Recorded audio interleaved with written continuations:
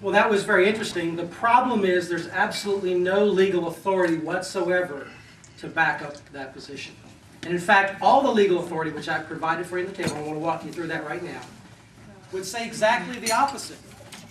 That in fact that's not the case, that no one's benefits. This amendment does, it defines marriage as the union of a man and a woman, it prohibits polygamy, it prohibits group marriage, it prohibits same-sex marriage. It does not interfere with any of these distinct domestic partnerships.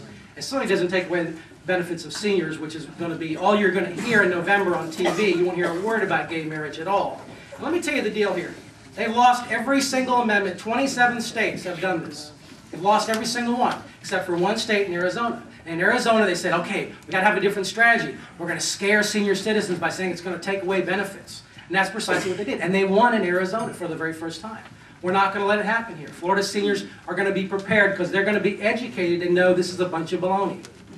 Look at what I've provided for you. First of all, on page 4, the General Accounting Office says that marriage is many things, but in terms of rights, it confers 1,138 rights. That's the universe of rights in marriage. Okay? Now look at the next page. We've cataloged all the domestic partnerships. And these grant a small bundle of rights. The right to visit your partner in the hospital if they're incarcerated, the right to bury a body if you have a partner. So that's what it does. Domestic partnerships are granted a small bundle of rights. Marriage, on the other hand, grants a huge bundle of rights. So unless something is the substantial equivalent of marriage, not here, but out here, then it's not going to be affected by this amendment. And in fact, this is what the Florida Supreme Court said. When we argued this issue, the ACLU said, judges, this is 2 topics, because you have a single subject requirement. They said, this is 2 topics. It's marriage, and it's going to inflict, it's going to affect benefits. And the court said, no, it's not. This is marriage. It's not going to encroach upon benefits. And I've provided for you some excerpts from the Florida Supreme Court's ruling in the single subject matter. Second DCA down in Florida, Broward County, same thing. Somebody's already brought a challenge, and the court said it does not interfere. Florida's DOMA law, which mirrors our act, does not interfere with domestic partnerships. Thank you.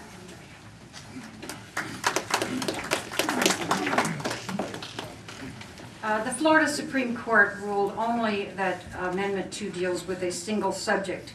And what it said, the single dominant plan or scheme is the restriction of the exclusive rights and obligations traditionally associated with marriage to legal unions consisting of one man and one woman as husband and wife. In other words, rights and obligations traditionally associated with marriage, which sure sounds a lot like the ability to share health and other employment benefits, sure sounds a lot like making medical decisions and visiting your partner in the hospital, sure sounds a lot like having a pre-need guardianship arrangement that you can make for your lawfully wedded spouse.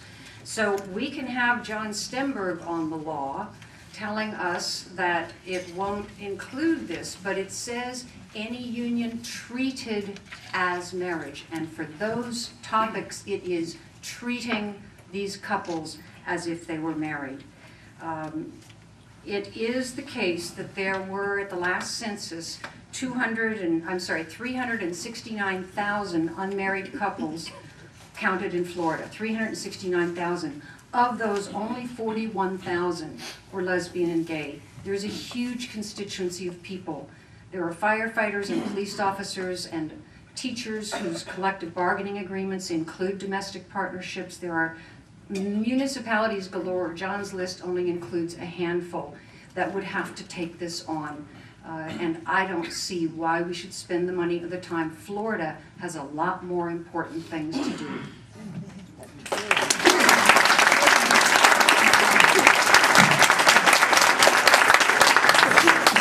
All right, thank you. Anybody else notice that when your side's not up, the time limit sure seems really long?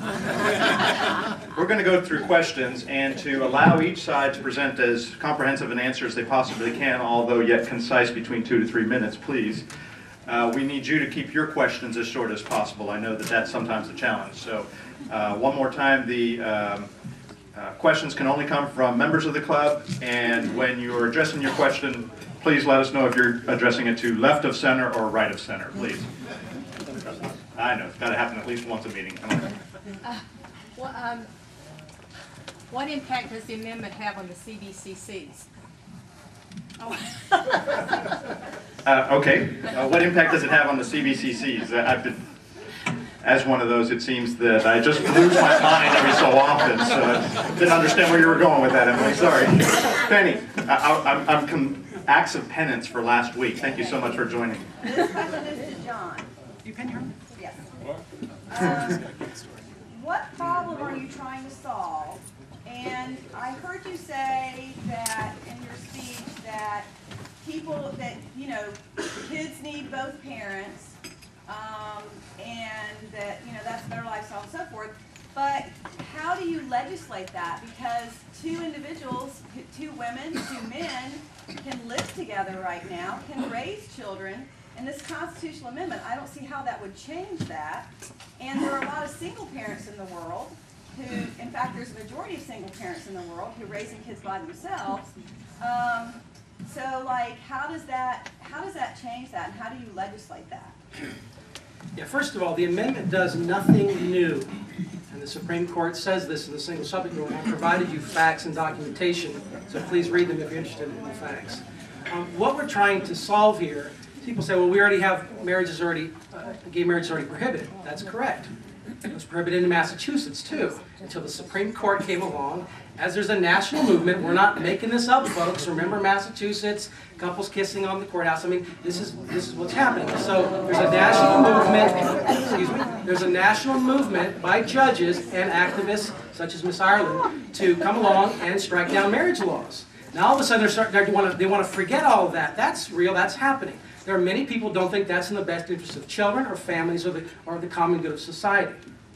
And so we're not going to sit around till our governor appoints 2 new Supreme Court judges in 2009, and all of a sudden a judge strikes down marriage, as they have in Iowa, Maryland in the last year, and recently in New York, and all of a sudden homosexuals are flooding the courthouse and attempting to get married. So we're here for the long run. We're here to protect marriage for centuries to come. That's why we're going to enshrine it in the Constitution, so a judge can't look to the full faith and credit clause or the equal protection clause or some other clause to strike down the valid marriage laws.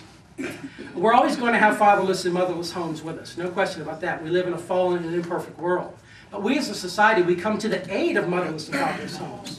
In my community groups and churches, we have work groups, and we have big brothers, and we come to their aid and rescue. We don't intentionally create inherently motherless and inherently fatherless homes as a matter of law and public policy. And that's what this does, is trying to discourage that and encourage natural marriage as much as possible.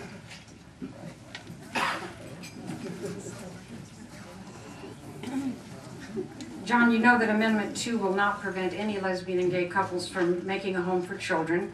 Amendment 2 will not provide a good home for even one child, and it won't provide a mother or a father for even one single-parented child. In my view, this is not appropriate in the Constitution. I think responsibility begins at home. That's why I've been protecting my own marriage for, well, actually last month we celebrated 40 years together. Married to the same man, not just 40 years married. So I have to say, mission accomplished. It does seem to me that you're raising a lot of red herrings. We don't have gay marriage. We do have the situation of our family structures changing without gay marriage. So you're trying to solve a problem that's already here by saying it's going to happen if we don't pass this amendment. What's going to happen if we don't pass this amendment is a lot of families with children will lose their benefits. Yes.